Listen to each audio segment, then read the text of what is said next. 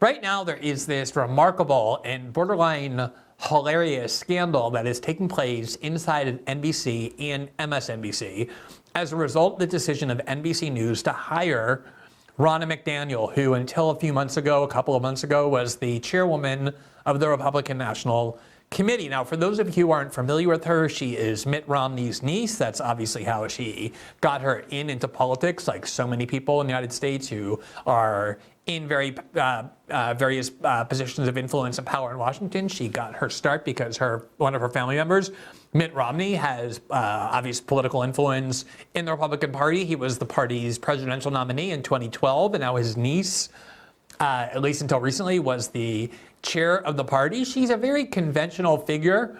In fact, so conventional that the base of the party really disliked her, and actually is the reason she ended up being driven out. Trump supporters didn't trust her. Donald Trump didn't trust her. And ultimately, she did quite a poor job in leading the party. And MSNBC, or in particular NBC, still has to pretend, given that it's a network, that there's something other than a Democratic Party activist group. They, unlike MSNBC, still have to pretend that they're a real news organization. And in order to be that, they can't just go around hiring Democratic Party operatives or only Republicans who agree to spend all their time attacking Donald Trump as they condition for getting on air. Occasionally, they have to give some airtime to somebody who at least minimally represents the views of 50% of the country, or at least the voting public, who say that they intend to vote for Donald Trump for president. You have this bizarre imbalance where outside of Fox, every major media corporation employs huge numbers of people to write op-eds on their op-ed pages, to speak on their television networks and their cable news networks.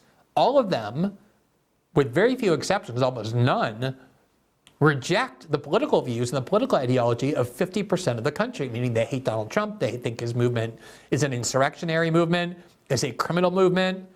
And so you have this gigantic imbalance in the views of the American people on the one hand, in the perspectives that the largest media corporations on the other offer. And this was a very minimal attempt to try and recalibrate, to try and offer a tiny little bit of balance by finding one of the meekest and most malleable and least ideologically fervent Republican figures in Rona McDaniel to become a voice of NBC News that occasionally appears on NBC programming. And you would have thought, based on how MSNBC and NBC personalities are reacting, that they announced that they had hired Adolf Hitler. And in fact, this is how the liberal wing of the corporate media, which is most of the corporate media, does in fact view anyone remotely linked with the Trump movement as basically a Nazi. The only thing that's untouchable, you can have, as these outlets do, a mountain of proven liars, operatives of the U.S. security state, former heads of the CIA and the FBI and the NSA, people who have engineered coups and started wars based on lies. And those people are all fine. The only thing you can't have is a Republican who has not taken a sacred oath to devote themselves to hating Donald Trump. That's the only thing that you can do that will provoke their anger. Here, over the weekend, Chuck Todd, one of the biggest jokes in all of media, one of the most empty-headed and ridiculous people. What has Chuck Todd ever said that's interesting? What story has he ever broken? What has he ever done other than mouth the most banal and conventional wisdom? He clearly considers himself a sort of dean of television journalism, a kind of giant of American reporting, and he decided over the weekend to raise his voice about the way in which the hiring of Rona McDaniel is going to corrupt the integrity of NBC, the sacred honesty for which NBC is so well known amongst a tiny portion of the American public, mostly Chuck Todd and his friends. Here's what he said on Meet the Press. Dive right in. What were your takeaways? Look, let me deal with the elephant in the room. Yeah. I think our bosses owe you an apology for putting you in this situation, because I don't know what to believe. She is now a paid contributor by NBC News. I have no idea. So this is Chuck Todd's successor at Meet the Press. I believe her name is it Kirsten Walker? Something like that. Nobody watches these shows except for people in Washington, so they do still exert influence within people in Washington. I think I spent We devoted a show last week talking about the interview that was done with Elon Musk by the former CNN host Don Lemon. And I spent 40 minutes talking about it, and I think I called him Don Lemon about 35 times. And a lot of people in the chat thought that I was doing this on purpose to mock his name. Or actually, I think it was me gratitude. I kind of took his name, which is a yellow fruit, and I made it a little bit more continental and elegant and chic by calling him Don Lemon. But I actually wasn't doing it on purpose. I never watched that show. I've never sat down and said, you know what, I want to watch Don Lemon's show at CNN on CNN. So I've never heard him start a show. I've never heard him say, hello, good evening, I'm Don Lemon. So I thought his name was Don Lemon. I've seen clips of his show. I don't think I've ever talked about him. So I really didn't do it on purpose. I thought that was his name. And then after the show, we had a little debate, and I turned on his YouTube channel, his new YouTube channel, and clicked play, and he said, hi, good evening, I'm Don Lemon, and that's how I knew. So, I mean, I'm somebody who works in journalism and has for 20 years. I work in politics. I do reporting on politics, and I never watch these shows. These shows are watched almost entirely by 75-year-old partisans or older, and there's nothing wrong with being 75 or older. We're all going to be that, hopefully, one day. But those are the people who almost exclusively watch these programs, and people in Washington, and that's pretty much it. But because they do exert influence in the Washington agenda, they still warrant commentary. And NBC News itself is a giant media corporation. It's a television network. It has massive online presence.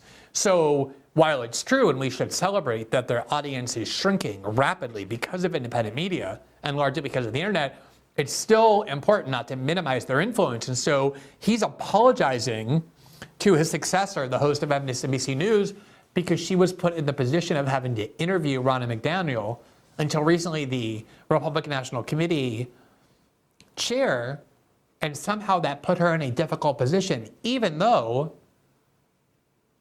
NBC, the same network, hired the press secretary of Joe Biden, Jen Psaki, and negotiated that contract while she was the press secretary. And Kirsten Walker, I believe that's her name, and all these people have to constantly talk to Jen Psaki. They hire and have hired Michael Steele, the former Republican National Committee chairman, who they like because he constantly bashes Republicans, Donald Trump. There you see from Axios when Jen Psaki was still the White House press secretary. Everybody knew that she was leaving and had an MSNBC contract. There you see it on the screen. Scoop, Jen Psaki planning to leave the White House this spring for MSNBC gigs. So MSNBC was simultaneously covering the Biden White House while they were negotiating with the press secretary without disclosing that to come and work for that network. This is a network that's drowning in all kinds of conflicts and ethical scandals like that. And obviously Chuck Todd never said, I think our bosses owe anyone an apology for having done that. It's only when they hired somebody now who has some kind of link to Donald Trump. She was the RNC chair. And even in the first interview she did, she basically already distanced herself from Donald Trump, knowing that that is a prerequisite to surviving at MSNBC and to having a media career. She basically apologized for having defended him in certain instances, saying, look, I was just kind of taking the bullet for the team. That was my job as RNC chair. There's a lot that he says that I don't agree with him. She was asked whether she agrees with certain things that he said that he didn't even say, and instead of saying that's not what he said, she immediately started saying, look, I was only pretending that because I was the RNC chair. I didn't really believe it. That was my job. She's already becoming Michael Steele. But look at the scandal they're creating over the mere fact that they have to be anywhere near somebody who is associated with the Trump movement. It would be one thing if Donald Trump and his entire movement were in prison and like we were de-Trumpifying the way Germany did after World War II when they denazified. Donald Trump, whether they like it or not, is the leading candidate for president in the United States in 2024. And NBC, which claims to be a news outlet, is explicitly apologizing because they hired somebody minimally associated with that campaign, even though they're surrounded by people who came right from the Democratic National Committee in the Biden White House. They see no contradiction in that at all. Right in, what were your takeaways? Look, let me deal with the elephant in the room. Yeah. I think our bosses owe you an apology for putting you in this situation because I don't know what to believe. She is now a paid contributor by NBC News. So I have no idea whether any answer she gave to you was because she didn't want to mess up her contract. she wants us to believe that she was speaking for the RNC when the RNC was paying for her. So she has credibility issues that she still has to deal with. Yeah. Is she speaking for herself, or is she speaking on behalf of who's paying her? Once at the RNC, she did say that, hey, I'm speaking for the party. I get that. That's part of the job. So what about here? I will say this. How is that not the same for so many of the people that they have employed on their staff? They have on their staff a former Joe Biden and Kamala Harris aide named Simone Sanders. She has her own show on MSNBC on the weekend. She came right working from Kamala Harris and Joe Biden and then got put in MSNBC. Jen Psaki went as the official spokesperson for the Biden White House, whose job was to lie if necessary to defend Joe Biden, to having a show on MSNBC and constantly being on MSNBC, including Meet the Press. They have the former head of the CIA, John Brennan, and a former senior FBI official, the former associate director, Frank Figliuzzi, who's on their airway all the time. These are trained liars of the U.S. security state. And you would never see Chuck Todd ask this question. Well, how do we know? Whether because before they said they were speaking on behalf of the Biden White House or the DNC or the CIA or the FBI. What you're seeing here is the liberal ethos that I think is so important to understand. The reason Democrats never objected to the hiring of, obviously, Democratic Party spokespeople, but even the heads of the CIA, the head of the FBI, the head of the NSA, all kinds of former Pentagon officials, is because they don't regard those U.S. security state agencies as menacing or dishonest. They regard those as their benevolent allies. Of course, they see nothing wrong with hiring the CIA director. They consider that person a benign ally. The CIA is who spread Russiagate. The FBI is who spread Russiagate. Tried to put Donald Trump in prison. They love those agencies. There's only one entity, one institution in the eyes of news corporations that are a bridge too far.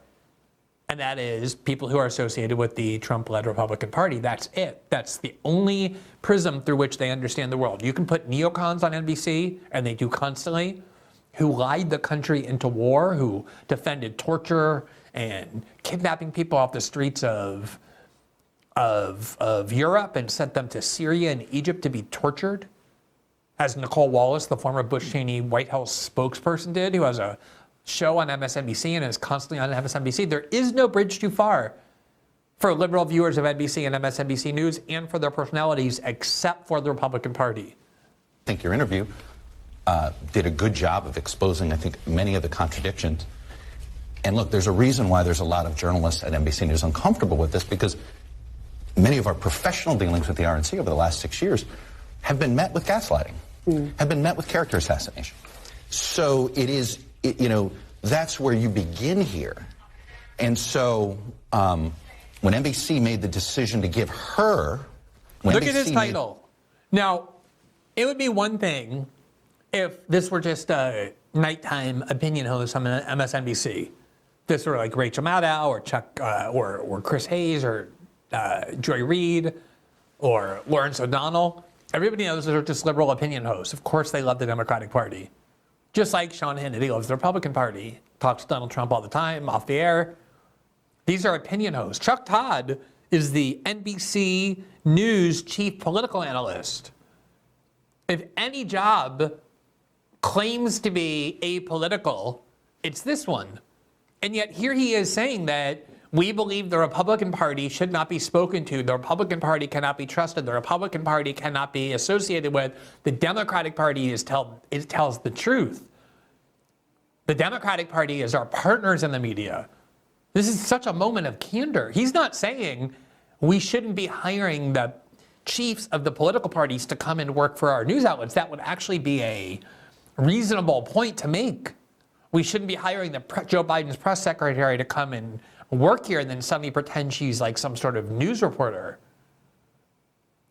But he's not saying that. He's saying the problem is that we shouldn't be hiring Republicans because they're the only ones in Washington who lie. The CIA, the FBI, the NSA, the Pentagon, the Democratic Party, all those institutions open the doors and let them all come in. As they do, the newsrooms are full with them. The decision to give her NBC News' credibility, you got to ask yourself, what does she bring NBC News. And when we What is NBC's news credibility? He's saying, look, we're giving Rona McDaniel NBC News' credibility. What is NBC News' credibility at this point? Every poll shows that there are few institutions held in lower esteem than large media corporations like NBC. The public despises these people, despises them. They don't have any credibility in the eyes of the American people.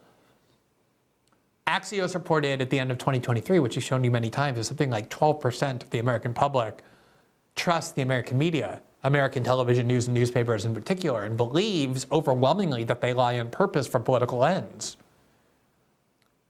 But in their world, they still do have credibility. They're unaware of how much the country hates them, or they pretend it's not true. So he's concerned that Rona McDaniel is now going to be bequeathed with the sterling credibility that Joy Reid and Rachel Maddow and Chuck Todd and Andrea Mitchell have. People who have spent the last 7 years spreading the most insane conspiracy theories that Russia is on the verge of cutting off our heat during the winter, and that Donald Trump colluded with the Russians to hack into the DNC emails, and that Hunter Biden's laptop documents were Russian disinformation, lie after lie after lie after lie. He still believes NBC News has some kind of credibility, that Rona McDaniel is now going to contaminate these people who live in a dream world where they're respected and beloved and trusted by the public.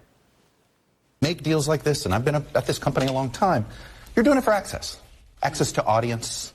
Sometimes it's access to an individual, and we can have a journalistic ethics debate about that, and I'm willing to have that debate. And if you told me we were hiring her as a technical advisor to the Republican convention, I think that would be certainly defensible. If you told me we're talking to her, but let's see how she does in some interviews and maybe vet her with actual journalists inside the network, see if it's a two-way, what she can bring the network. So I do think, unfortunately, this interview is always going to be looked through the prism of who is she speaking for, right? I think you did everything you could do. You got put into an impossible situation, booking this interview, and then all of a sudden the rugs pull out from under you. You find out she's being paid to show up. It's unfortunate for this program, but I am glad you did the best that you could, and that's why the three of us are on here to try to bolster that editorial independence. Well, I appreciate that. I mean, these people are such jokes. The gap between how they perceive themselves and the reality of who they are and how the country perceives them could not be any wider. Thanks for watching this clip from System Update, our live show that airs every Monday through Friday at 7 p.m. Eastern, exclusively on Rumble. You can catch the full nightly shows live or view the backlog of episodes for free on our Rumble page. You can also find full episodes the morning after they air across all major podcasting platforms, including Spotify and Apple. All the information you need is linked below. We hope to see you there.